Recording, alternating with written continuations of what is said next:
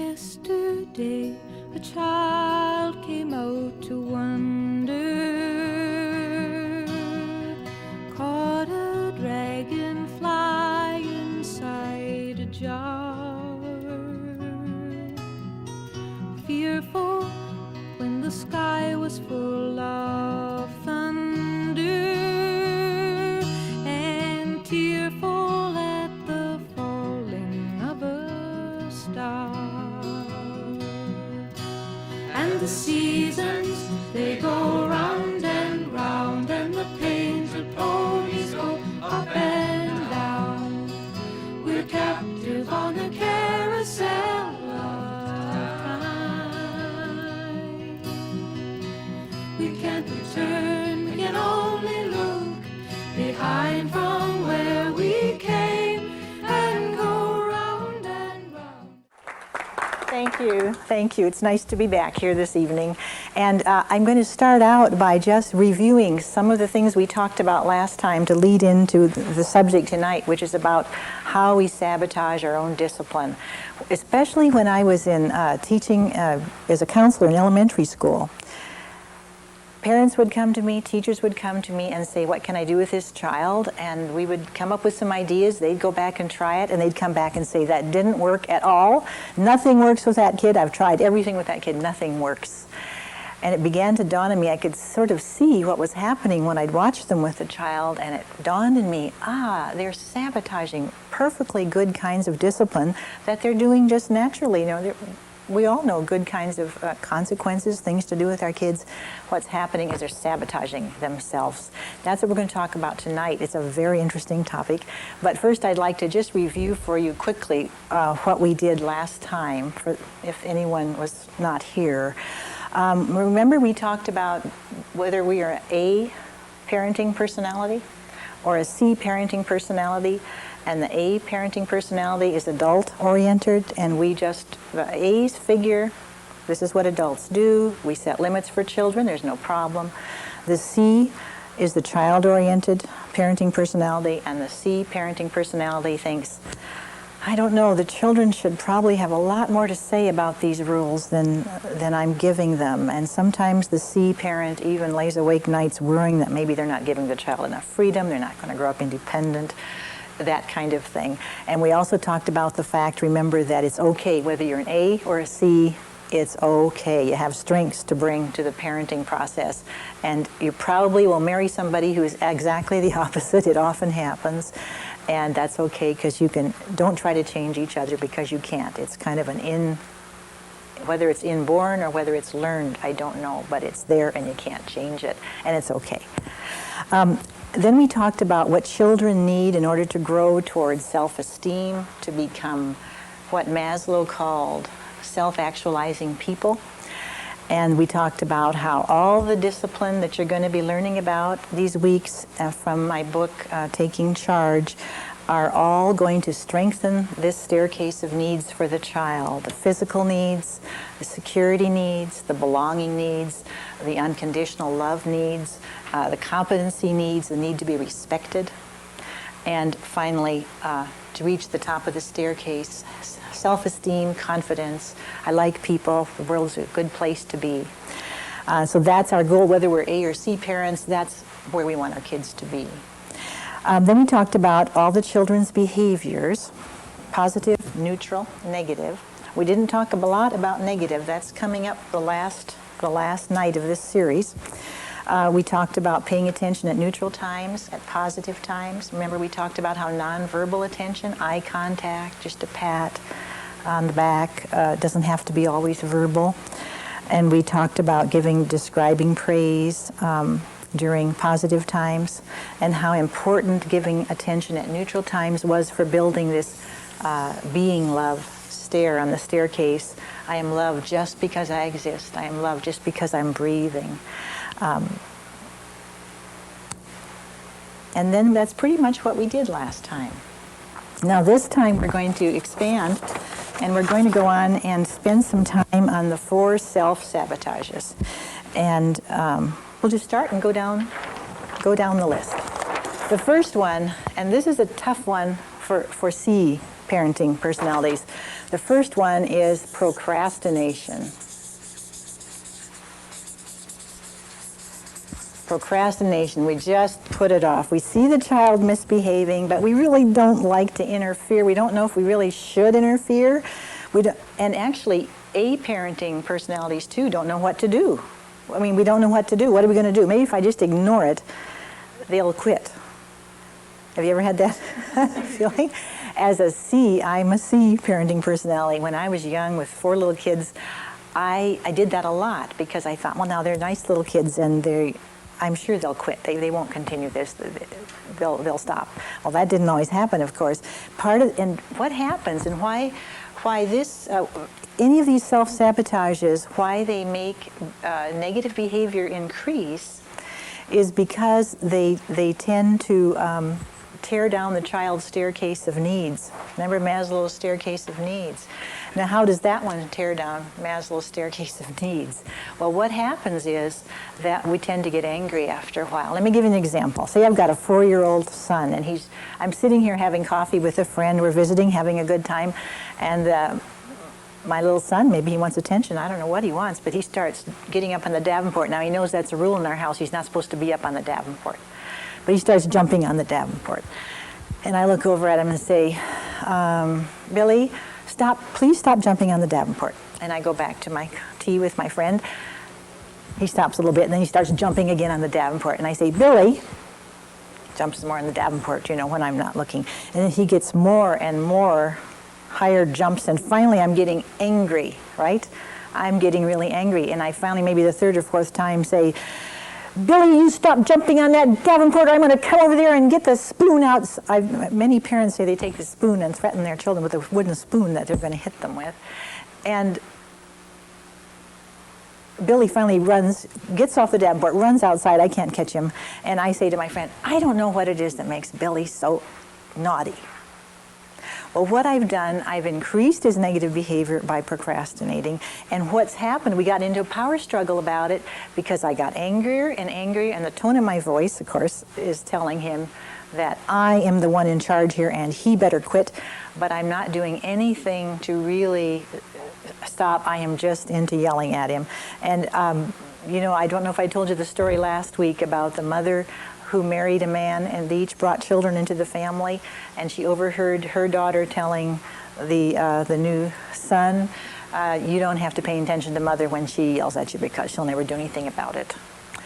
And our children do learn that. So procrastination, the anger that comes, I don't know how many of you have had that experience, that you put off actually going in there and doing anything about it, and you just talk about it. What happens, I think, with the adult is that our own staircase of needs gets pretty frayed. Our sense of being a competent parent, and children aren't minding us.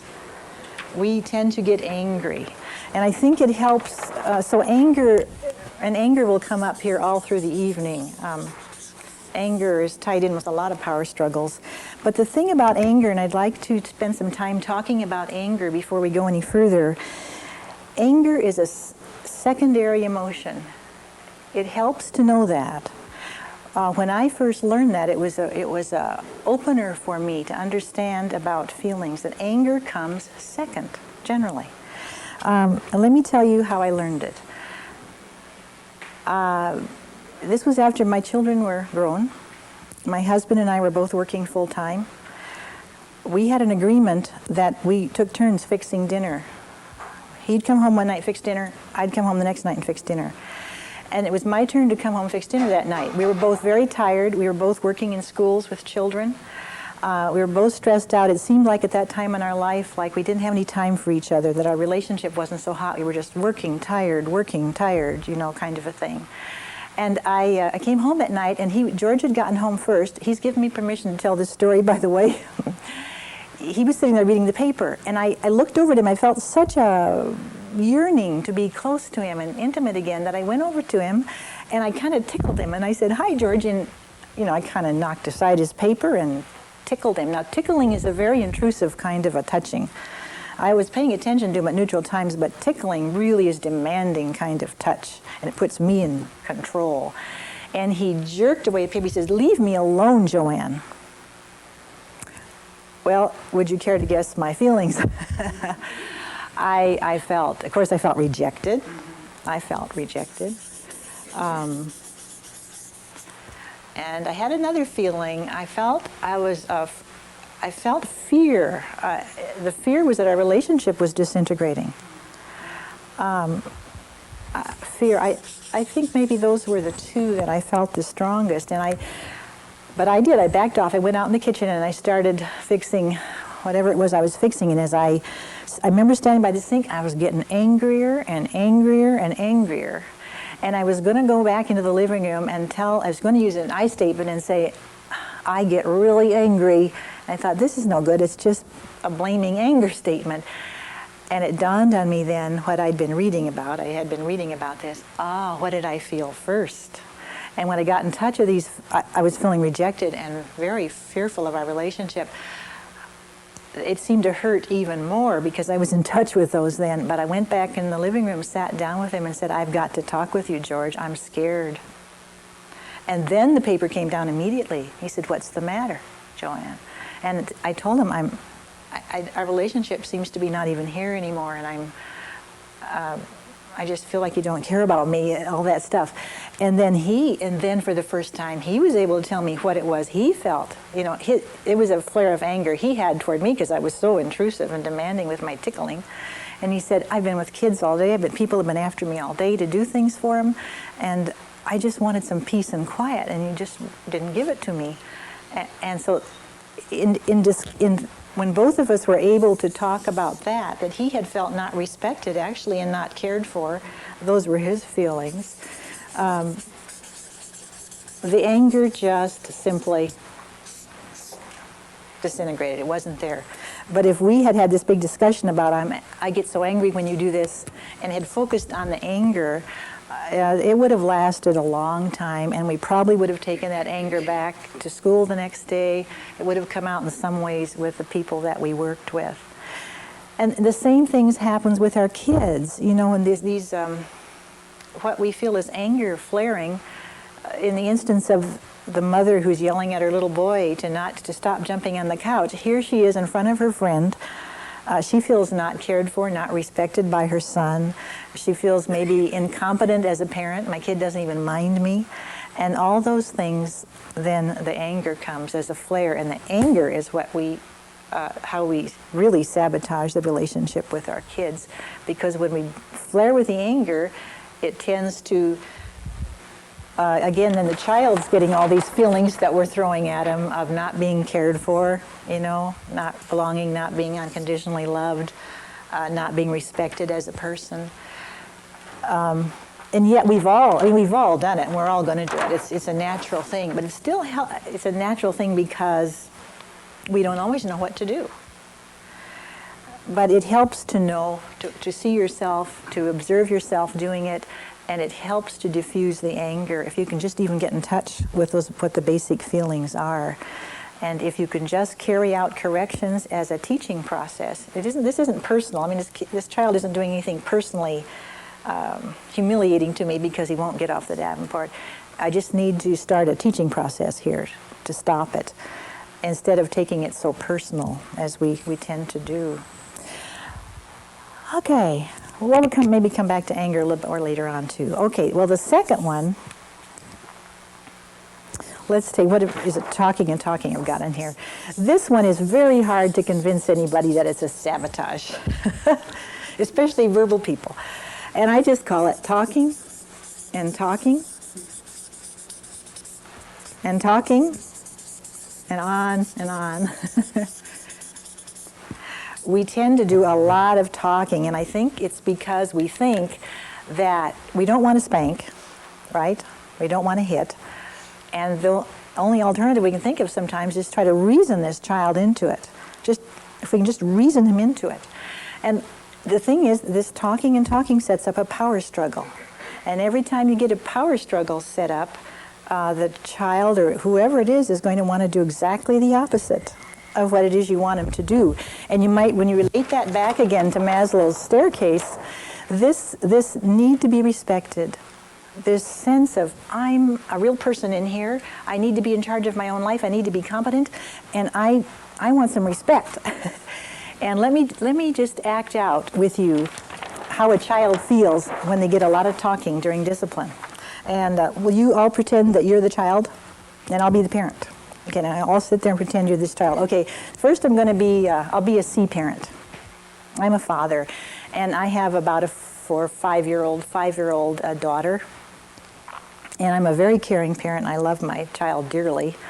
But I am a C parent. And now this child's been giving me a lot of trouble at the dinner table. Burping, messing in the milk, spilling stuff in the plate, doing a lot of burping, which just bugs me to death. And so tonight I've got this idea. And so I say to the child, which is a very good consequence, I say, Becky, I just don't like it when you act that way at the table, so I'd like you to go to your bedroom and stay there until the rest of us are finished eating. Because it's just no fun to eat with you around when you're burping. Okay. Well, Becky goes off down the hall and she complains and she whines. She says, I don't want to go. Why do I have to go? I don't see why I have to go, and I wasn't doing anything that bad, and I won't do it anymore. And the father says, yes, you do, Becky. You have to go. I don't like to do this, but this is something you need to do. And Becky says, I won't do it anymore. Can't I stay just a little while? Can't I have a second chance? And the father says, no, Becky, you have to go now. How many times have I told you that I don't like it when you burp, and I can't stand it when you put the stuff in the mashed potatoes? And well, finally Becky goes in and slams the door, thank goodness. Well, then a little later after dinner, now the father goes back to the bedroom, says, Becky, you can come out, honey. He says, but he sits down by the bed and talks to her and says, now Becky, you know, I don't really like to do this. I mean, I just wish you would just eat, you know, like normal people, and I really don't like sending you away from the table, and I wish you wouldn't do it. And come on out and, you know, do some other things. And then the next night, just before dinner, he says to Becky, now, Becky, tonight, when we eat, now remember, if you do that, I'm going to have to send you back, you know, because I can't have you around. I don't know how you're feeling, but are you feeling a little irritated as the child? That is a sabotage. I have sabotaged myself so thoroughly that child, if she has any independent spirit at all and has any sense of self-respect, has got to do it again. She has got to keep her self-respect and her independence. That's a sabotage. Well, you know, the correction was a perfectly okay one, but he just sabotaged himself. Now let me do it with an A. This is an A father. Again, a very loving father, very caring father, and he's perfectly comfortable. He doesn't have all these guilt feelings about disciplining Becky that the C parent did, but he sabotages himself equally. He's got a 7-year-old boy, and the 7-year-old boy's got a new bike. He got it for his birthday. And the dad he's backing out of the driveway one day, and the bike's behind there. He almost hits it, didn't hardly notice it was there. Well, so he calls his son over, his son is there, and says, okay, Jim, I'm putting that bike up now for 3 days. I'm going to hang it up in the garage. And you can't have it for 3 days because that's to help you to remember that you cannot keep the bike behind the car because I might back over it. That'd be enough. And to take it down after 3 days and give it to him, say, okay, try again, Jim. But the father sabotages himself, and thoroughly.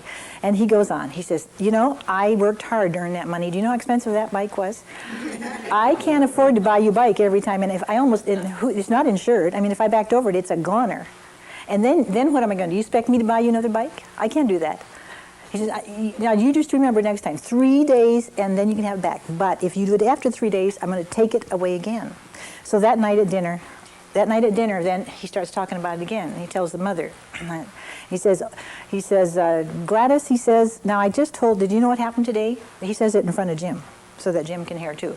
He says, I told Jim I took that bike away for 3 days and he can't have it again because, you know, it costs too much money, and what if we wreck it, and on and on. Then the next day, he says to Jim, 2 more days and you can have your bike back. And then third day, 1 more day now, Jim, but remember now, I'm taking it down tomorrow morning, but then you have to, on and on. How are you feeling as the child? If you have any self-respect at all and dignity, you almost have to do it again. I really think there is a very strong sense in children of that inner integrity that it's just very hard for them to back down. But if the correction is carried out and then just dropped and no talking about it, think of it as a face-saving measure in some sense. And they know that when you do the correction, they know instantly all the ifs, ands, and buts. You don't have to cross every T and dot every I for them. They're very smart, and they know. And so you're treating them as a competent person, and you're respecting them if you just carry out the correction and then drop it and not talk. And that is one of the hardest things, one of the very, very hardest things for both A's and C parenting personalities to do. Okay, the next thing, and this one, forgetting to give 4-to-1 positive attentions. And some studies say you have to give more than 4-to-1, but I think if you can give 4-to-1, you're doing awfully good. Forgetting to give 4-to-1 attention during positive times, positive and neutral times. So that means that every time you do a negative thing with a child, you need to give at least 4 positive attentions. They don't have to be verbal. Remember we talked last time about nonverbal, just eye contact, smiles, touching. And this isn't the kind of thing that probably most of you want to start counting, but I have worked with families where the child is in such a negative downward spiral that they actually have have a little chart for themselves where the mom charts her time of the day. They've divided up the day. Mom has the morning because she sees the child more in the morning. Dad has the evening, sees the child more in the evening. And it works if they have learned how to give attention at especially neutral times. There's something about,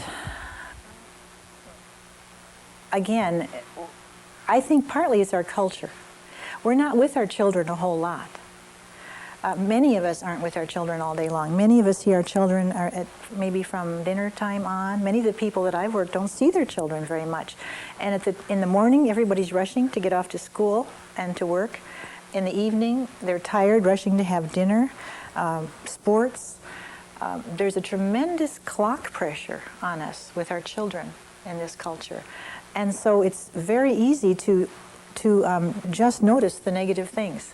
Teachers in classrooms, when they have 30 children, it's very easy to get into the trap of just noticing at negative times. So sometimes it helps people to actually chart and to write, to check down, have I given 4-to-1 positive attentions? Sometimes, one of the things we've suggested in our classes is that when children are acting out in the evening, especially little kids, they've been away from their parents all day long, and when the mother or the dad comes to pick them up at daycare, often the interaction is between the daycare provider and the parent. And I've had daycare providers say that kids just start acting up crazy when the parent walks in the door. And the kids need that attention so much. They have been away from their parent all day long, and it's almost like a thirsty little sponge, that needs to have attention. And so if the attention can be given right away for a little while, it really helps. One family, their little boy was 3 years old, and he was just awful to be with all evening long. Nothing ever pleased him. Until during a problem-solving session, the whole group suggested that when the parent got home, that there were 2 parents in this family, and that they take turns each night. One of them could start dinner, and the other one, just for half an hour, they set the timer with the little guy, just said, "Oh, I'm so glad to see you. I'm so glad to spend some time with you. Let's just set the timer. We'll just sit down till that thing rings and just be together." And they just lay down on the rug, sat on the rug, looked at books, touched, hugged. And then when the timer rang, they would say, "Oh, darn it, it's time to get up and do our chores." It was a regret. They turned off the phone too. They didn't answer the phone, let the answering machine answer the phone. And it made an amazing difference in that little boy's behavior. So instead of going to corrections, which is what they were thinking of doing, now what do I have to do? Give a physical assist, do logical consequences. By providing these basic needs, which is what that little guy needed, and what a lot of kids need when they first see their parents. These stair steps were strengthened, that he was loved, that he belonged, that he was security. That's what he needed, and his behavior. Remember we said as these stair steps strengthen, behavior improves. So that's that one. And then the next one, negative scripting. Negative scripting is a real sabotage because it tears down the child's stair step of needs. And a lot of times negative scripting is done by very well-meaning people who don't even mean to be giving negative feedback to the kids. And negative scripting, it's almost like adults are writing a play for a child. You know, little kids really think we're super smart. You and I know that we're very fallible and we don't know everything. But a small child doesn't know that. As they grow, it begins to dawn on them. I think mom and dad and the teacher have a few faults. They don't know everything. But when they're little, they truly do believe what you say. So, and it's especially powerful to hear you talking about it with somebody else, which we often talk in front of our children. I mean, 2-year-old child understands perfectly well what you're saying about them. Like the mother who says in front of her child to the grandmother, "Oh, I should never have had kids. These kids just drive me crazy." Yeah. What even a very young child understands very well that means his script is, he should never have been born. It can come even that powerful. You should never have been born. Don't be. And I was at a baby shower one night, and a darling little girl, she was about 3 maybe, she was passing out the little mints to all the ladies, and she tripped over somebody's foot and spilled them all on the floor. And the grandmother, who is a loving grandmother, said to one of the women sitting beside her on the couch, "Oh, she's just a klutz. I guess she's our family klutz." And I could see the little girl, she was 3, and she kind of wilted. And this by a very loving grandmother who had no intent to give a negative script to her granddaughter. All kinds of negative scripts. You're going to end up in jail, just like your Uncle Charlie, if you keep this up. You can probably all think of some. She has always been whiny ever since she was a baby. She is just, it's born into her. She's just whiny.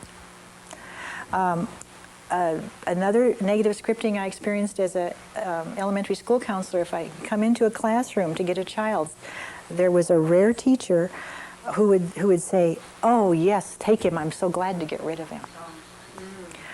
Another, that's a message of don't exist.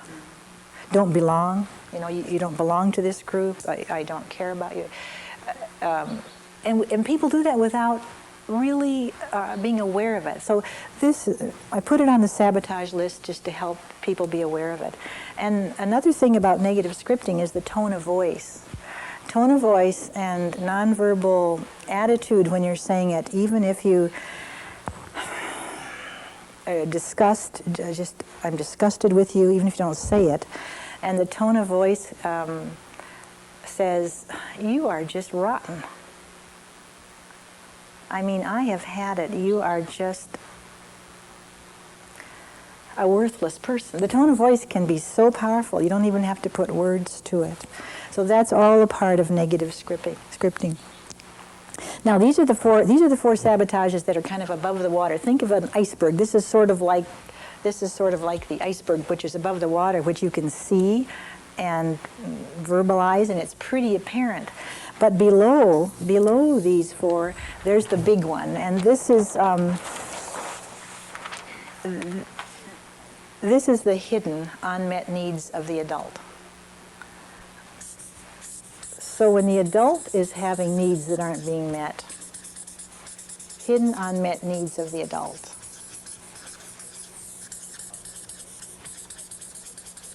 Remember when we first started talking about Maslow's staircase, we said adults have these needs too.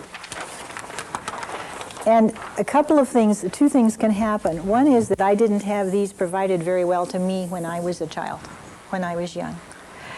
And, John Bradshaw has called that, it's kind of like a gaping hole, waiting, wanting to be filled, that wasn't filled when we were young. And it's very hard to fill it.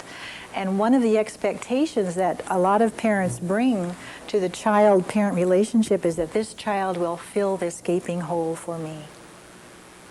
And so when the child isn't able to do that for you, when the child's rebellious and ornery like kids, can be, we take it as a personal rejection, and the anger builds again. We talked about the anger, and the feeling of being rejected and not loved builds in the adult, and then it erupts as anger against the child. But kids, it will happen as the relationship goes along that these stair steps can be strengthened, but not necessarily. The relationship with the child may tear them down, too, and you can't expect the child to fill them for you. I remember in one of my classes there was a father who had been told by the courts to come to class. He'd had such a troubled childhood himself. He had been in, I don't know how many foster homes it was, and he never felt he belonged anywhere. He never felt that anyone cared about him. There was no sense of unconditional love. There was no sense of respect. And he remembered one particular time he told about that when he was about 8th grade, and it struck him. We all have these moments in our life where things gel and then we make a decision about who we are. And he'd gone out to talk to the neighbor man. The neighbor man was evidently a pretty nice guy and willing to talk to him. And he was out by the fence talking to the neighbor guy, and his foster father hollered at him. He said, "You get in here, you little shit. He doesn't want to talk to the likes of you." And we understood this man for the first time, that he wasn't able to provide for his kids because he was hoping they'd provide for him, and when they couldn't, he got angry at them. And then his anger unleashed as beatings and scoldings, but we understood what had happened. And so in our parenting classes, when we get to this point, we suggest that if you find in your relationship with your children that there's an awful lot of anger erupting, and you're not quite sure even where it's coming from, it isn't even somehow related to the child, that it may be good to start going to some counseling and find out that how you can deal with that before you can go on with just something like parenting corrections. There was another story I'm reminded of. This illustrates what's happening when your needs aren't being fulfilled in this day, in this moment. I mean, we all have times, like my husband and I, the story I told you about, our needs weren't being filled at that time in our life. We were too stressed out, too tired, being torn in a million different directions by other people's wants. And so these steps were not being provided very well for us. And one mother told a story. She said there was one time her job was so stressful, and she said, I was gone a lot, and I was out of town a lot, and I finally asked my husband, will you please take care of the household tasks, do the cooking, do the dishes, just for 2 months, just till I get this project finished, 2 months, and then I'll take over and do it later. He said he would. So she came a week or so later, she came into the kitchen and she was looking for a little plastic Tupperware thing to put some leftover chili in, and the dang thing wasn't where she usually put it. He'd put it somewhere else because, he didn't put things where she said she felt this rage at him, how stupid of him. Why didn't he put it back where I can find it? And she realized then, because she was in the class and we've been talking about this, I'm not mad at him at all. I'm not filling these needs. I'm not doing anything nice for myself, and I'm just taking it out on whoever comes by. And we do the same thing with our kids. We get angry and take it out on them when it's not their fault at all. She said, I guess I decided I hadn't been doing anything nice for myself, and at least I could go take a nice long bath with a bubble bath, and that's what she did. It's interesting, though, when you just recognize these needs in yourself, how it diffuses the rage. At least for me it does. Just to be able to articulate to myself, it helps.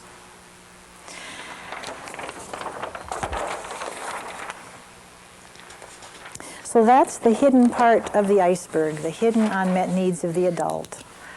And I remember one time Lorraine and I were giving a presentation to a class at the community college. These were young mothers who were learning skills so they could get jobs, working on their GEDs. They had children at home. And one of the young mothers asked the question, how can I help my children get their needs met when I don't have any way to get mine met? Can I expect them to help me meet my needs? And we said, no, you can't ask that of them. They're just children. It might happen, but you can't expect it of them. And we had half the class suddenly break into tears. And that was the first time I'd realized what a tough situation that is for people who don't get enough of their support needs met. So there you have it, sabotage. And hope you'll think about that this week when you go home and anytime you deal with kids, and just experiment a little bit. I don't know which one you'll find the toughest not to do. Talking and talking is a real toughie, especially for verbal people. So I wish you luck and have a good time with your kids. And next time when I come back, we're going to talk about this part of the chart. This negative part of the chart is about the 4 misbehaviors and the 4 corrections, and we'll do that the last week. But next week we're going to talk about, there are lots of times when your child is behaving in negative ways when it's really not a misbehavior. They got a problem and they're trying to get the problem solved. Or they have some needs and they're trying to get them met. And how do you distinguish between a time when you need to carry out a correction and a time when you need to be a guide and let them kind of work their way through their own problem? So this is what we're going to do next time. The reason I'm coming at this and coming at the corrections the very last week is because you will find that you don't need to use these as much. Once you have this kind of in place in your mind, you won't have to use these so often, but you'll still need them, so we're still going to spend time on them. They're very important. And you can see down here, I've got the 4 sabotages, hidden unmet needs of the adult, and the primary feelings, which can be shame, helplessness, inadequacy, rejection, whatever, and how it erupts in anger to sabotage your discipline. So, thank you very much. You've been a great audience, and I'll see you on our 3rd session. Thanks.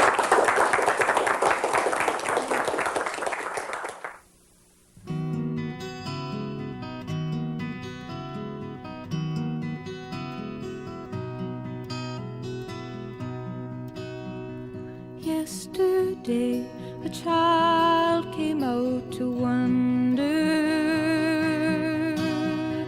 caught a dragonfly inside a jar.